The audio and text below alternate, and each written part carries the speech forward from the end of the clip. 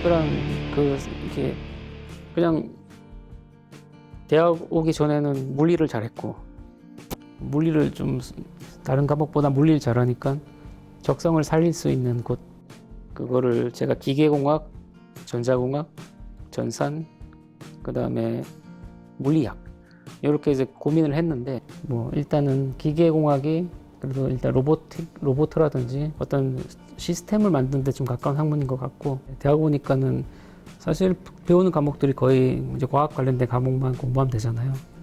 그러니까 재밌었죠. 근데 그 안에서도 또 약간 역학에 관련된 기계공학을 공부하니까 재밌어서 저는 되게 이제 전공을 공부하면서는 좀 행복했고, 공부해야 될 걸 스스로 좀 결정해야 돼, 이런 게 있잖아요. 그러니까 대학원 때 저는 되게 엄청 방황했어요. 수업도 안 들어가고 대학원 연구실도 안 나가고 공부는 안 하고 이제 뭘 했냐면은 그 음악을 하고 바이올린 하고 그 다음에 또 게임 하고 그 다음에 춤을 추고 뭐 그런 일들만 했거든요. 약간 번뜩 생각 드는 게 그럼 내가 좀 좋아하는 거 하고 내가 지금 해야 되는 거 하고 좀 연결을 지어보자. 제가 원래 기계공학에서 설계를 하는 연구실에 있으니까 악기를 그러면은 이제 기계공학에서 쓰는 설계 기법을 이용해서 설계하는 걸 설계해보자. 그래서 그 주제로 연구를 했고, 운 좋게 논문을 써서 졸업을 하게 됐습니다. 중에 하나가 졸업하고 또 엉뚱하게 제가 어떤 크레인을 조정하는, 크레인을 이제 제어하는 프로그램 만드는 프로젝트를 했는데, 이제 제가 만든 프로그램이 한 수십 미터 되는 어떤 크레인이 제가 만든 프로그램을 가지고 움직이고 제가 직접 조정하고 엄청 좀 희열을 느꼈죠. 그게 잘 돼가지고. 그러니까 저는 이제 좀 학자보다는 약간 엔지니어에 더 관심이 있는 것 같고, 뭐든지 그냥 실체화돼서 만드는 걸 좋아하기 때문에 학자하고는 그렇게 어울리지 않는 것 같아요. 원자력 연구원 와서도 이제 제가 처음에 간 부서가 사업부서고, 사업부서에 있으면서 사실은 논문에 못 써요. 논문을 못 쓰는 대신에 뭐 원 없이 뭔가를 많이 만들어 봤죠. 그리고 사실 인공지능에 관심을 가진 것도 인공지능을 내 학문으로서 관심을 가지기보다는 제가 이제 엔지니어인데 그 엔지니어링 하기 위한 어떤 도구로서 관심을 가진 겁니다. 그래서 인공지능 이용해서 이제 제가 원하는 어떤 엔지니어링을 더 잘할 수 있는 그런 도구로서 관심을 가지고 공부를 한 거고, 그러니까는 제 입장에서는 정말 이게 뭐 덕업일치죠. 그러니까 예전에는 내가 이거를 좋아하는 게 내 일하고 연결되는 게 그렇게 없었고, 생각해보면 예전에 이제 박사학위 때 학위 논문 주제를 악기로 선택했을 때 그런 기분을 좀 느꼈었어요. 그러니까 내가 좋아하는 걸 가지고 연구를 할 수 있구나. 그래서 그때 그런 걸 좀 느꼈고, 사실 그 이후로는 제가 이제 좋아하는 거를 업으로 삼은 적이 없죠. 그냥 그때 상황에 맞게 어떤 시키는 일을 하게 되고 이렇게 하다가, 지금은 제가 좋아하고 재미있는 일을 하고 또 그게 또 일로서 인정을 받을 수 있으니까 네, 뭐 좋은 것 같습니다. 뭐 장이 된 계기라고 하면은, 그러니까 제가 인공지능을 하기 위해서 어떻게 보면 이런 커뮤니티 활동을 한 것 같아요. 제가 그러니까 인공지능에 기여하는 면이 있다고 생각해요. 커뮤니티를 통해서 기여하는 면이 있고, 뭐 제가 그렇기 때문에 이걸 보람 있게 하는 거지, 제가 절대로 이제 AI를 잘하기 때문에 이걸 하는 건 아니고요. 그 다음에 이제 계기는 서울의 어떤 그 모대 연구소라는 것을 보면서 좀 깜짝 놀랐어요. 그게 그 출연 연구소에서는 다 PBS라 그래서 이제 연구비가 있어야지 연구를 하는데, 여기는 하고 싶은 연구를 하는 사람들이 돈을 내가면서 모여서 공부를 하고 연구를 하잖아요. 그걸 보고 이제 저도 꼭 이게 무슨 과제가 있어야지 인공지능 연구하는 게 아니라 이렇게 마음에 만든 사람들끼리 뭉쳐서 뭔가를 할 수 있겠구나 라는 생각이 들어서, 대전에도 이런 곳이 있으면 좋겠다 해서 한번 뭐 이렇게 만들어 본 거죠. 그래서 처음에 몇 번 잠깐 얘기했는데 되게 호응이 좋았어요. 많은 분들이 도와주시고, 그래서 저희 모임이 여기까지 오게 된 것 같습니다. 그쵸. 저도 원래 이제 약간 방구석 연구원, 혼자서 코딩하는 거 좋아하고 이런 사람인데, 그 인공지능 쪽의 커뮤니티 활동이 대단히 이렇게 활발하더라고요. 그쪽에 이제 커뮤니티 활동이라든지 여러 가지 모임을 같이 가게 되면서 약간 그 분위기에 동화된 것 같아요. 이쪽 인공지능 학계에서는 서로 내가 아는 것들을 공유하고 내 코드를 공유하고 이런 문화가 많이 발달돼 있잖아요. 그리고 이제 논문이 아니라도 꼭 뭐 SNS라든지 뭐 이런 형태로 정보를 많이 그러니까 유튜브라든지 SNS 같은 곳에서 정보를 많이 습득을 하는데 그런 걸 보고 고전적으로 기계공학을 전공한 사람으로서 되게 놀랍죠. 제가 사실은 극과 극에 있었던 건데 왜냐하면 박사학위 주제가 그 악기에 최적 설계하는 그런 주제이기 때문에 그건 세계적으로도 많이 없어요. 그런 거 연구하는 분들이. 그러니까 저는 누구하고 이제 약간 교류할 일이 없는 거예요. 의견을 이제 연구하면서 어떤 코멘터라든지 이렇게 도움을 거의 못 받았기 때문에 제가 논문을 내고 그 논문의 리뷰를 받잖아요. 그 리뷰가 너무 고마웠어요. 그 리뷰가 제 논문을 만들어줬죠. 그 전까지 너무 답답하고 뭘 해야 될지 모르겠는데 리뷰어들이 저희 지도 교수님처럼 논문 코멘트를 해주고 그것 때문에 제가 이제 공부하게 되고 조사하고 더 하게 되면서 논문이 완성이 됐거든요. 근데 그런 시스템은 너무 좀 느리죠. 논문 하나 쓰는 게 6개월씩 이렇게 걸리니까 하나 완성되는 데까지. 저쪽 인공지능 학계에서는 너무 놀라운 게 제가 뭐 연구하다가 하나 막히는 게 있으면은 그거를 그냥 페이스북이나 이런 SNS에 잠깐 질문을 올려요. 올리면은 그 세계적인 우리나라에서 제일 잘하는 그런 권위자분들이 바로 댓글을 달아줍니다. 앤드류 응두 교수가 그랬나요? 그때 그냥 몇 개월만 그러니까 IT의 백그라운드만 있으면은 그리고 본인이 스마트하면은 내가 몇 개월만 머신러닝 공부해도 바로 내 논문을 쓸 수 있다 라고 하는 거예요. 그게 되게 놀랍죠. 저는 이제 기계공학을 학석박해서 십몇 년을 공부했지만은 논문 한 편을 못 써가지고 이제 졸업을 늦게 한 사람인데 그런 게 되게 놀랍고 이해가 처음에 안 됐는데 그 두 가지인 것 같아요. 하나는 그러니까 인공지능 학계 자체가 정체되었다가 최근에 어떤 기술적인 난제와 하드웨어가 뒷받침되면서 급격하게 성장했기 때문에 뭔가 조금 연구해가지고 뭔가 기여할 수 있는 영역이 대단히 많아요. 신대륙처럼 사람이 막 이미 많은 곳이 아니라 우리 신대륙 개척하듯이 연구할 아이템도 많고 약간 본인이 번뜩이는 아이디어만 있으면은 뭔가 새로운 걸 해서 논문을 쓸 수가 있어요. 그게 한 가지가 있고 두 번째는 내가 어떤 SNS나 유튜브라든지 여러 가지 통로를 통해서 내가 가진 것을 많이 나눠줄수록 또 인정을 받는 거예요.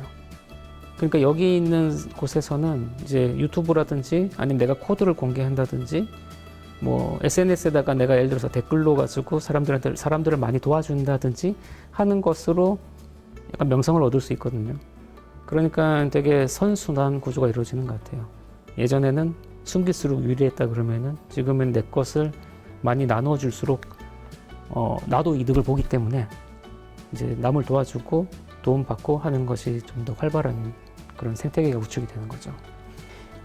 약간 소프트웨어 쪽이 약간 그런 지식을 체계화해가지고 정리하는데 되게 노력을 많이 들이는 것 같아요.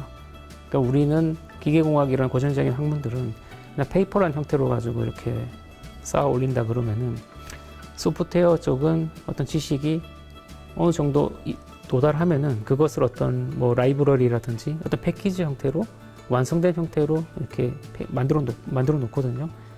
그 다음 사람들이 이걸 더 잘 사용할 수 있도록 그렇게 만들어 놓기 때문에 어떤 다른 사람의 지식을 이것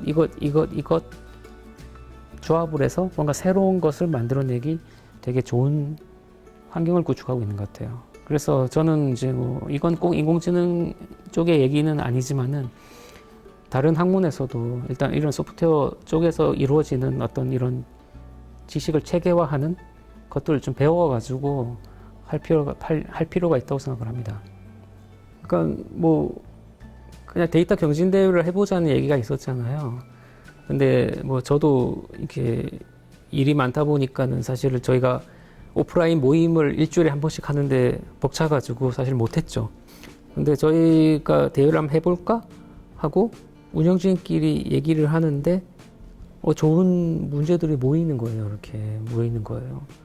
예를 들어서 기계연구원 백동춘 박사님 직접 자기 본인이 이제 센서를 전국에 뿌려서 얻은 실측된 온도 데이터. 그다음에 뭐 최지 박사님 같은 경우도 저는 그 인공위성에서 그런 사진 데이터가 있는지는 몰랐어요. 그런 오픈 데이터가 있는지는 몰랐는데 그걸로도 재미있는 문제를 만들어 주시고, 그다음에 또 최우성 박사님 같은 경우에는 또 이제 전력량 예측하는 문제 그런 것도 만들어서, 원래는 그거를 이제 그 전력거래소에서 나오는 이제 전력량하고 예측하는 문제였는데 그거를 즉흥적으로 바꿨죠. 아마 그 코로나 사태 때문에 이제 이게 옛날 데이터를 맞추는 거는 이제 의미가 없으니까 대회하면서 채점을 하는 게 아니라 그 대회 솔루션 제출한 이후에 실제 업데이트된 데이터를 이용해 가지고 채점하는 대회로 바꿨어요. 바꿔서 그런 것도 되게 재밌는 것 같습니다. 사실은 한계가 있죠. 우리가 직접 만나서 얼굴을 맞대고 얘기하는 거가 가장 좋잖아요. 좋고, 원래 저희 모임에서 이제 김밥도 먹고 끝나고 나서 이제 커피 한잔 하면서 이야기하고 이런 것들 시간들이 사실은 좀 더 저희 좀 소중한데, 그러니까 이번에 저희가 이제 유튜브를 찍으면서 우리 활동이 다 이제 유튜브 채널에 올라가잖아요. 그게 쌓여가니까 되게 뿌듯하더라고요. 저희가 세미나 했던 거, 그다음에 저희 멤버십 모임, 그다음에 저희가 어쩌다가 이제 언론에 나온 기사들 이렇게 스크랩하면서 그게 우리가 역사가 점점 이렇게 하나의 공간에 쌓여가는 거 보고 이거 뭔가 좀 이렇게 볼 때마다 뿌듯해요. 뿌듯한 느낌이 있고, 그래서 유튜브도 좋고 책을 쓰는 것도 되게 좋을 것 같아요. 책을 쓰는데 우리는 우리의 이름에 걸맞는 쉬운 AI, 보급형 AI, 우리는 친숙한 AI, 어렵지 않아요. 무서워하지 마세요. 그렇게 해서 이게 예를 들어서 예전에 세미나 했던 분들 중에서 이제 기억나는 분들 모셔가지고 한 챕터씩 써달라고 얘기하고, 저희도 같이 이제 공동으로 또 내용을 채워놓고 해서 되게 사실 써보고 싶습니다. 네. 1년 후에는 뭐 우리가 얘기했듯이 고민하고 있듯이 저희가 약간 학회 같은 거를 좀 해봐도 재밌을 것 같고요. 학회. 그래서 어느 분이 그러시더라고요. 저는 아무 생각이 없었는데 이 모임이 웬만한 학회보다 더 활발하게 활동하고 있다. 안 할 이유가 없다. 그렇게 말씀하셔서. 근데 이제 이게 저희가 학술 단체를 만들 수 있겠다는 생각을 하는 게 약간 인공지능을 응용하는 분야는 조금 비어 있어요. 이게 분명히 니즈도 있고 그걸 연구하시는 분들도 많이 있는데 자기 연구 성과를 어딘가 발표하기에 되게 애매한 부분들이 분야들이 있거든요. 그러니까 지금 약간 아이러니한 게 그런 게 있어요. 우리가 이제 지식을 전달하고 그 지식이 축적되기 위해서 논문을 쓰는데 그게 우리가 거의 문자의 형태로만 이루어져 있기 때문에 논문을 다 써놓고 그 논문에서 어떤 이제 정보를 끄집어내는 게 이제 어려운 거죠.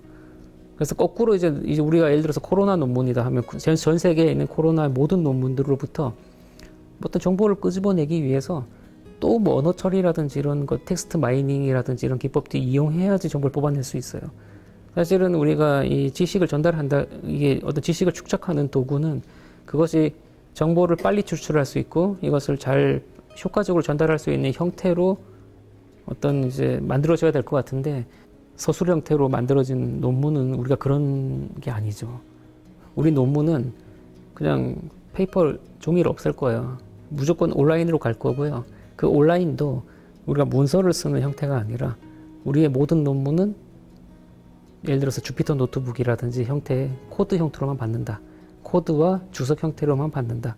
이거는 누구든지 와서 버튼 하나 누르면은 그 논문을 재현할 수 있는 형태로 페이퍼만 받을 거고, 이제 그건 이제 모든 거는 다 오픈해야 되고, 그 다음에 그 논문을 가지고 누군가 또 업그레이드해서 새로운 어떤 알고리즘을 짰을 때 처음에 만들어진 그 알고리즘 저작자한테도 만든 사람한테도 어떤 혜택이 가야겠죠. 뭐 그런 시스템. 예를 들어 지금 이제 사이테이션을 인용을 많이 하면은 그 사람 논문이 훌륭한 논문이라 얘기하잖아요. 그렇듯이 코드도 지금 뭐 보면은 예를 들어서 어떤 사람들이 많이 이용을 해서 새로운 코드를 만들어내면 그 코드가 좋은 코드잖아요. 그렇듯이 그런 것들을 좀 이렇게 자연스럽게 뭔가 생산물들의 평가를 받을 수 있는 그런 혁신적인 시스템을 만들면 좋을 것 같습니다. 어떤 인공지능 알고리즘을 뭔가 개발하고 싶어요. 개발하면은 예를 들어서 상금을 1억을 준다 했어요. 예를 들어서. 그러면 그걸 이제 집단지성으로 푸는데 인공지능 알고리즘을 위해서 필요한 것은 데이터가 필요하죠. 데이터가 필요하고 알고리즘이 필요하잖아요. 그럼 이 데이터를 한 사람이 다 모으는 게 아니라 우리가 집단지성으로 데이터를 모으는 거죠. 그래서 그 데이터를 모으는 데 기여한 사람들한테도 어떤 기여한 정도에 따라서 우리가 혜택을 주고, 그 다음에 그 알고리즘도 혼자 개발하는 게 아니라 누가 개발한 알고리즘에 내가 또 개선하면서 어떤 궁극의 알고리즘이 만들어졌을 때 거기에 참여한 모든 사람들한테도 어떤 이제 보상을 주는 거예요. 그런 시스템이 어떤 우리가 아까 얘기했던 학회 시스템에 녹아들면 좋겠어요. 그럼 예. 슬로건을 건다면 뭐 어떤 게 있을까요? 슬로건? 시대 뭐톱 이런 거 있어요. 뭐 슬로건까지는 뭐 모르겠고, 이거를 이제 하게 된 시를의 목표 중에 하나는 출연연구소가 사실은 이렇게 대단히 안정적이고 도전적이고 이런 사실은 저는 인공지능 연구를 앞서갈 수 있는 여건을 충분히 마련해 줄 수 있는 그런 어떤 그 조건이 된다고 생각을 해요. 그런데 이게 연구소가 그러지 못한다는 게 너무 좀 이해가 안 되는 거예요. 예를 들어서 사기업인 뭐 네이버, 카카오 이런 데서도 연구자들을 많이 뽑아서 월급 받고 공부하게 해줄게 이런 얘기를 하잖아요. 그런데 이제 저는 이해가 안 되는 게 인공지능 이게 학계가 많이 이렇게 세상이 많이 바뀌는데 저희가 원자력 연구원에서도 예전에 뭐 직원이 2,000명인데 최소한 거기서 한 10명 정도는 그 덕질을 할 수 있게 해줘야 되는 거 아닌가. 이게 꼭 뭐 목적이 있는 것보다 그렇게 할 수 있는 거 아닌가 싶어요. 국가 연구기관, 국가에서 이제 국가를 대표하는 연구기관들이면은 여기서 오히려 교수들도 부러워하는 연구 환경 만들어주고 하고 싶은 거 마음껏 해봐. 그런 걸 좀 하는 사람들이 좀 있어야 되지 않나 싶어요. 모든 사람들이 다 획일적으로 특정한 미션에 쫓아가지고 연구를 하는 게 아니라 하고 싶은 거 해봐라는 거죠. 그런 게 없는 게 너무 아쉬웠고, 연구소와 출연 연구소들이 그렇게 좀 저희뿐만 아니라 수많은 출연연들이 있지만은 그런 환경은 제가 볼 때 없거든요. 없는데 저희 실이 그런 실이 됐으면 좋겠어요. 교수들보다 더 자유롭고 안정적이고, 그리고 뭐 강의라든지 이런 데 에너지 쏟지 않아도 내 하고 싶은 연구나 공부를 마음껏 할 수 있는 게 더 스타들 출연 연구소에서 좀 스타 연구자가 많이 나와야 될 것 같아요. 그런 거를 좀 만들어 보고 싶습니다.